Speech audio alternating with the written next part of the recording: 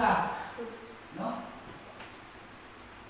Kaya kining adlaw gibalaan sa Dios kung pusa kita nagabalaan nagasimba sa atong mahal na Dios kung may umawat na Dios may ison, no? Mao na may ison. To be humble, no? Diha sa mga mapaulogsanon may ison, believing soul, matinuuhon na kalag mga ison, the house of God on earth, kini mga ison, is the gate to heaven. Mao kini ang gamaan nato sa langit mga ison. Kung naluman mga ison, sulat ni Inuay. Di ta kaadto sa langit mga ison, di ta mosulod niining adlaw nga kapahulayan kay kini mao ang gamhaan adto kadung sa langit mga ison. Amen mga ison. Mao na ato masabtan as Seventh-day Adventist mga ison, no? Ang Diyos, He will hallow the place in His presence, no? No? Siya nakabalaan, mga ison, nindapita, kay nina po, mga ison, ang presensya sa Diyos, mga ison. Presensya. Muna na, balaanon nanto sa kanang nanto sa Ginoo mga iso. No. Yan ingon galing na be holy unto the Lord of hosts, no? Balaanon ba? Sakto din yung magsimba ka na hindi na nililinway na kumuntoking, huwagin na. Whispering and laughing should be not permitted in the house of worship. Kung ito lang usapan na iso sa niyagtupan kami paririn na iso, hindi pa rin sulti na iso, si sulti.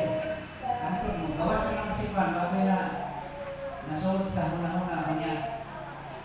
At katura bang magsigi o kuhan na iso, huwag mabalaan sa sulot sa iglesia, mao to sige kakita o sayot mga iso. Mao to sige kita o sayot. Pero kita din yung mga tinutid na mga iso. Kaya balotang na, ibing ang lawa, ibing orasa, mao na pagbalaan na pagbalaan sa atong Ginoo mga iso. Ano sa may ginol pa din mga iso? No? Tuguti kaninyo na magapabilin kamo diha sa usa ka tinuod na espiritu of devotion, a true spirit of devotion, no? Usa ka tinuod na espiritu sa paghalad kung sabay lahing termino ng devotion na iso, no?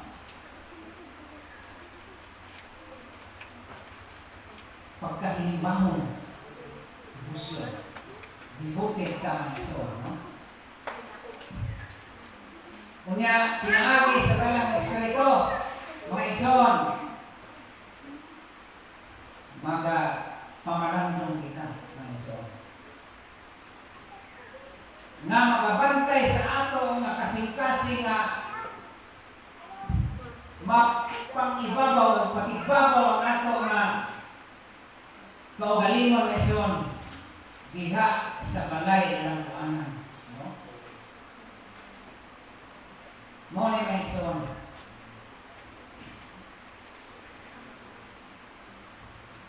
Daghan pa din yung iyon na mga importante din yung iyon. Nas isgutan na sa pagbalaan sa atong mga kulingon, atong mga kasing-kasing na iso, atong itong bantayan, no? Mo rin yung mga iso na ang nagingon sa Psalm 111 na iso, verse 9, balaana o balaan o kalahuron ang iyang ngalan, no? Balaan daw o kahuron ang iyang ngalan, no?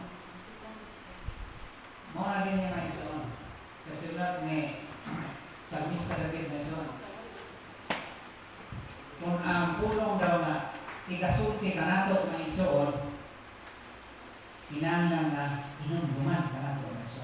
No? Yeah?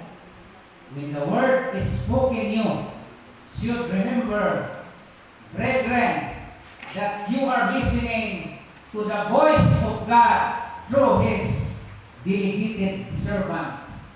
Kung sa man ang delegated servant na iso, ay magsusulti dili, na dili, kinahanglan na ako dili siya man, kana delegated na siya sa Ginoo mga iso. Na kinahanglan paminawan mga iso, no?